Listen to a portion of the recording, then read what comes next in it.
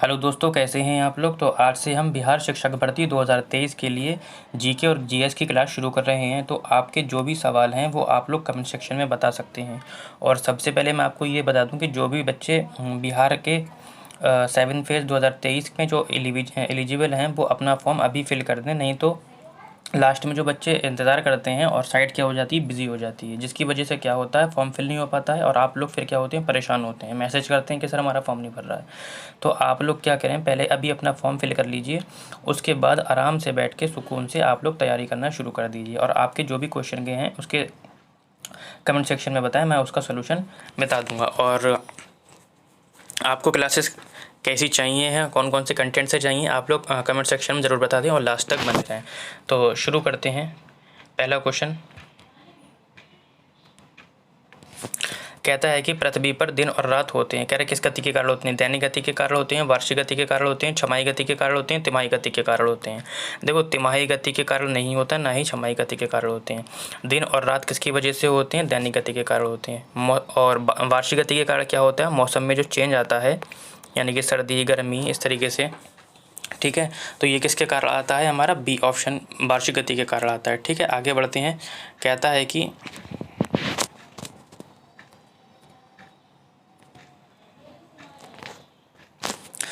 है कि सबसे बड़ा ग्रह कौन सा है। तो इसके लिए मैंने एक ट्रिक बनाई है, ट्रिक है आपकी।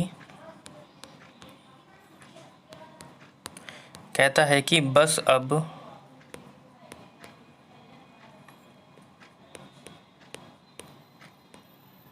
पासंबा, ठीक है। तो बा से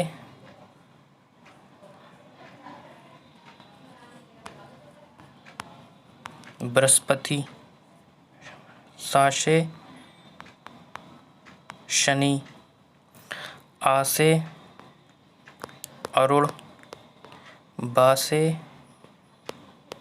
वरुण, पा से पृथ्वी, सा से शुक्र, मा से मंगल और बा से आपका हो जाएगा बुध, ठीक है। तो ये किसके क्रम में है, आकार के क्रम में है, ठीक है। तो आकार के क्रम में सबसे बड़ा ग्रह कौन सा हो जाएगा, सबसे बड़ा ग्रह हो जाएगा बृहस्पति और सबसे छोटा ग्रह कौन सा हो जाएगा, बुध हो जाएगा, ठीक है। तो हमसे कौन सा पूछा है, सबसे बड़ा ग्रह पूछा है, तो सबसे बड़ा ग्रह कौन सा हो जाएगा, बृहस्पति हो जाएगा। अगर सबसे छोटा पूछता तो कौन सा हो जाता है, शुक्र हो जाता है, ठीक है। फिलहाल ये ट्रिक आप लोग नोट कर लीजिए। आगे बढ़ते हैं क्वेश्चन नंबर हम अब आ जाओ सबसे छोटा ग्रह। अभी मैंने ट्रिक बताई थी आप लोगों को, कह रहा है कि सबसे छोटा ग्रह कौन सा है, तो सबसे छोटा ग्रह कौन सा है, आपका बुध हो जाएगा, ठीक है। आगे बढ़ते हैं क्वेश्चन की ओर।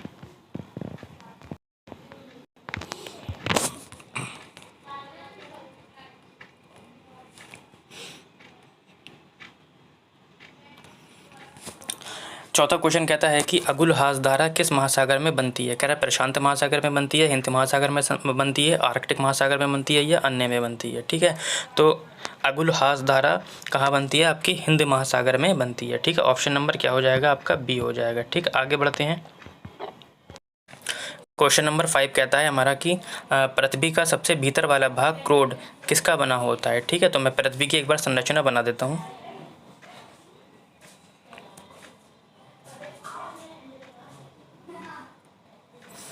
ठीक है।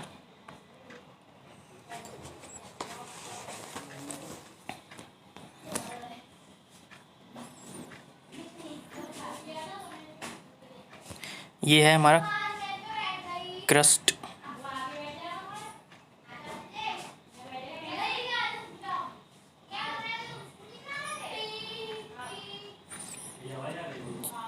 ये वाला होता है ऊपरी भाग और ये वाला होता है निचला भाग, ठीक है। उसके बाद नीचे होती है मेंटल आपकी, ठीक है।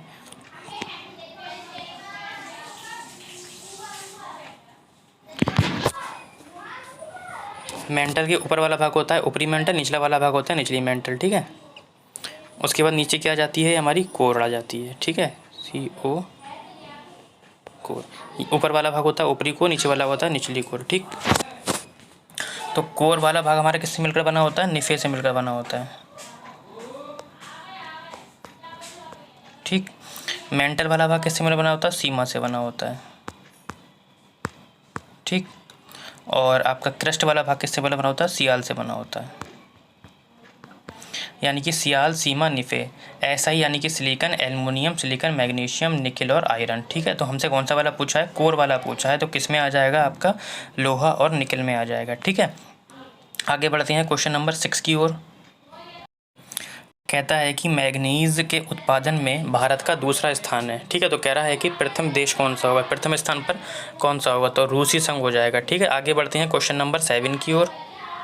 तो क्वेश्चन नंबर 7 कहता है कि निम्नलिखित में से कौन सा देश कोयले का सबसे बड़ा उत्पादक है, ठीक है। तो कोयले का सबसे बड़ा उत्पादक कौन सा है? कह रहा ब्राज़ील है, भारत है, चीन है या अमेरिका है। तो कोयले का सबसे बड़ा उत्पादक कौन है? आपका अमेरिका है, ठीक है। आगे बढ़ते हैं क्वेश्चन नंबर 8 की ओर। क्वेश्चन नंबर 8 कहता है कि इनमें किसको जापान का मैनचेस्टर कहा जाता है? इंपॉर्टेंट क्वेश्चन है आपका। तो जापान का मैनचेस्टर किसे कहा जाता है? ओसाका को कहा जाता है, ठीक है। ऑप्शन नंबर हो जाएगा ए। आगे बढ़ते हैं क्वेश्चन नंबर 9 की ओर।